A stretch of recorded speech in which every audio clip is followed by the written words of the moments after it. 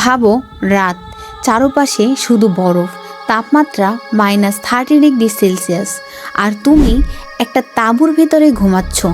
হঠাৎ তুমি নিজেই তোমার তাঁবু কেটে বাইরে বের হয়ে দৌড়াতে শুরু করলে।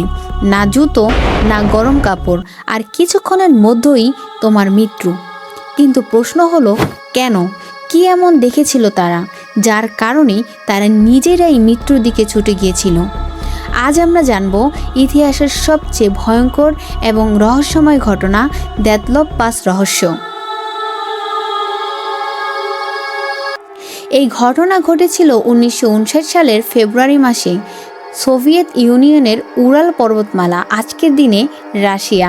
এই জায়গাটা এতটাই ভয়ঙ্কর যে তাপমাত্রা নেমে যায় -30° বা তারও নিচে।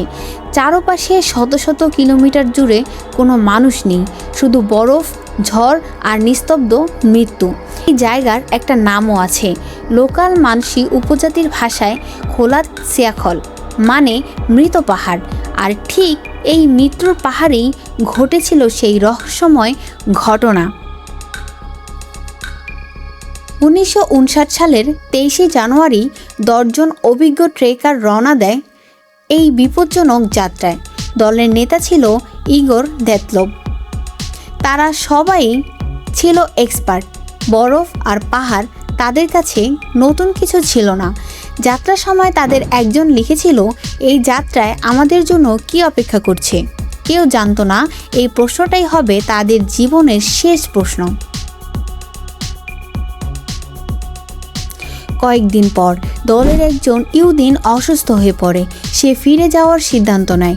এটাই ছিল তার জীবনের সবচেয়ে বড় সৌভাগ্য, কারণ সেই ছিল একমাত্র মানুষ যে বেঁচে ফিরেছিল। 1 ফেব্রুয়ারি বাকি 9 জন পৌঁছে যায় মৃত পাহাড়ে। চারপাশে ঝড়, বরফ, নিঃসঙ্গতা। তারা পাহাড়ের ঢালে তাঁবু ফেলে।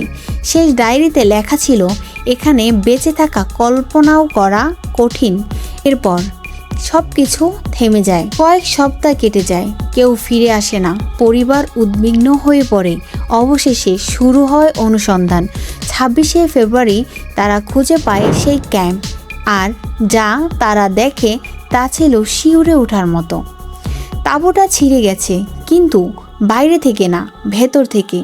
সব জিনিসপত্র ঠিকঠাক, খাবারও পড়ে আছে, মানে তারা হঠাৎ করেই পালিয়েছে।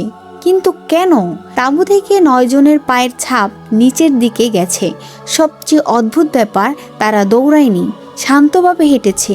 মানে তারা ভয় পেয়েছিল, কিন্তু পুরো নিয়ন্ত্রণ হারায়নি। জঙ্গলের কাছে একটি বড় গাছের নিচে পাওয়া যায় 2টি মৃতদেহ। তাদের গায়ে প্রায় কোনো কাপড় নেই। তাপমাত্রা -30°C। গাছের ডাল ভাঙা, মানে কেউ উপরে উঠেছিল। কিন্তু কেন? আরও 3 জনকে পাওয়া যায় তাঁবুর দিকে ফেরার পথে। তাদের মুখ ছিল তাঁবুর দিকে, যেন তারা ফিরে যেতে চেয়েছিল কিন্তু পারেনি। সবাই মারা গেছে ঠান্ডায়। এদের মধ্যে কয়েকজন মদ্যপ ছিল, যা তাদের সিদ্ধান্তকে প্রভাবিত করতে পারে। যেন 4 জনকে পাওয়া যায় বরফের নিচে। তাদের অবস্থা ছিল ভয়ঙ্কর। একজনের মাথায় খুলি ভাঙা, 2 জনের পাঁজর ভাঙা, ভেতরে প্রচুর রক্তক্ষরণ। ডাক্তাররা বলেছিল এই আঘাত গাড়ি দুর্ঘটনার মতো শক্তিশালী। আরও ভয়ঙ্কর, 2 জনেরই চোখ নেই। একজন নারীর জিহ্বা নেই, কারো নাক ভাঙা, ঘাড় বিকৃত। অনেকে মনে করে এগুলো কেউ কেটে নিয়েছে, কিন্তু রিপোর্ট বলছে এগুলো মৃত্যুর পর পচন ও প্রাকৃতিক ক্ষয়। বিশেষ করে বরফ গলে পানি লাগার কারণে এই ক্ষতি হতে পারে। কিছু কাপড় পাওয়া যায় রেডিয়েশন স্বাভাবিকের চেয়ে বেশি, সম্ভবত পরিবেশ অথবা তাদের আগের কাজ নিউক্লিয়ার ফ্যাক্টরি।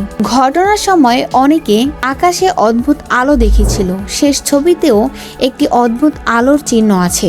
এটা হতে পারে রকেট, উল্কাপিণ্ড অথবা অন্য কিছু, কিন্তু কোনো প্রমাণ নেই। সবচেয়ে যুক্তিসঙ্গত ব্যাখ্যা, তাঁবুর ভেতরে স্টোভ থেকে ধোঁয়া বা আগুন লাগে। তারা আতঙ্কে তাঁবু কেটে বের হয়, ঠান্ডায় দিক হারিয়ে ফেলে, জঙ্গলে আবার জ্বালানোর চেষ্টা করে। কেউ ফিরে যেতে গিয়ে মারা যায়, কেউ পড়ে গিয়ে গুরুতর আঘাত পায়, বাকিরা জমে মারা যায়। শেষে তদন্তকারীরা শুধু লিখেছিল তারা এমন এক অজানা শক্তির কারণে মারা গেছে যা তারা থামাতে পারেনি। কিন্তু সত্যি কি এটা শুধু দুর্ঘটনা, নাকি আজও সেই বরফের নিচে লুকিয়ে আছে কোনো অজানা সত্য?